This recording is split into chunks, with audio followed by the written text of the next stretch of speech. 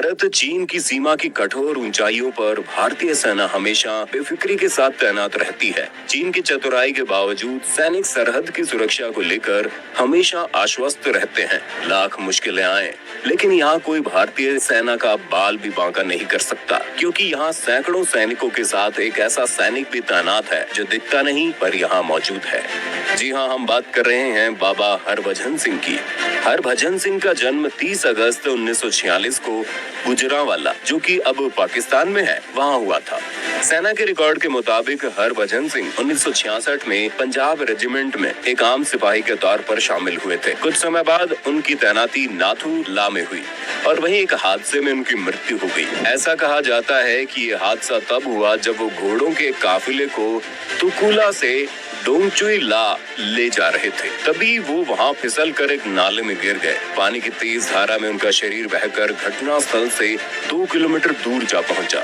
उनके शरीर को ढूंढने की काफी कोशिश की गई। उस दिन काफी बर्फबारी भी हुई, लेकिन फिर भी शरीर का कुछ पता नहीं चला। सेना को लगा कि हरभजन अपनी ड्यूटी से बचने के लिए भाग गए हैं, लेकिन कुछ समय बाद एक रात वो अपने साथी के सपने में आए और उन्होंने अपने उस साथी को बताया उनका शरीर कहाँ पड़ा है। सुबह होते ही जब सैनिकों ने तलाश की तो हरभजन सिंह का शव और राइफल वहीं से बरामद हुए, जहां उन्होंने सपने में बताया था। सेना से हरभजन सिंह को भगोड़ा मारने की गलती हो गई थी, इसलिए उन्होंने अपनी इस भूल को सुधारा और उनका अंतिम संस्कार पूरे सम्मान के साथ किया। कुछ समय बीता और कुछ समय बाद ही हरभजन अपने टुकड़ी के एक सैनिक के सपने में फिर से आ गए और उन्होंने उससे कहा कि उनका शरीर गया है, लेकिन उनकी आत्मा अब भी ऑन ड्यूटी ही रहेगी। शुरू में तो सपने की बात को वहम मानकर किसी ने ध्यान नहीं दिया, लेकिन फिर बाद में साथी सैनिकों के साथ कुछ ऐसा होने लगा जो अजीब था, जैसे अगर किसी से कोई गलती होने वाली होती या उनके साथ कोई अनहोनी घटना होने वाली होती। सैनिकों का मानना तो ये भी था कि सिक्किम की भयंकर ठंड में भी किसी सैनिक को झपकी नहीं लग सकती थी, और अगर गलती से लग भी जाती तो उसे बाबा का थप्पड़ पड़ जाता था।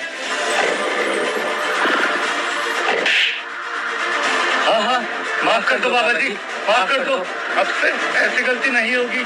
सैनिकों को हमेशा ये एहसास होता था कि हरभजन सिंह हमेशा उनके साथ है। ऐसा नहीं है कि सिर्फ भारतीय सैनिकों को ही हरभजन सिंह के होने का एहसास हुआ हो, बल्कि कई चीनी सैनिक भी इस बात को मानते थे। चीन के कई सैनिकों ने भारतीय अधिकारियों से कहा था कि आपका एक सैनिक यहाँ घोड़े पर घूमता है, उसे वापस बुला लो। जब ये बात बड़े अधिकारियों तक पहुंची तो उन्होंने इस बात की तहकीकात की। इसके बाद ये मान लिया गया कि बर्फीले तूफानों के बीच जब सैनिक सीमा की रक्षा कर रहे हैं, तब एक ऐसा सिपाही भी उनके बीच मौजूद होता था जो दिखाई नहीं देता था, क्योंकि वो आत्मा है। हरभजन सिंह सैनिकों के लिए बाबा हरभजन सिंह हो गए। इसके बाद वहीं खाली पड़े एक बंकर में उनका मंदिर बना दिया गया। उसमें उनकी वर्दी, जूते, बाबा का बिस्तर और बाकी का सभी जरूरी सामान रख दिया गया। सेना ने उन्हें ड्यूटी पर मुस्तैद सिपाही का दर्जा दिया। जो नियम सब सैनिकों पर लागू होते थे वो उन पर भी होने लगे, यहाँ तक कि तनख्वाह, छुट्टी से लेकर प्रमोशन तक।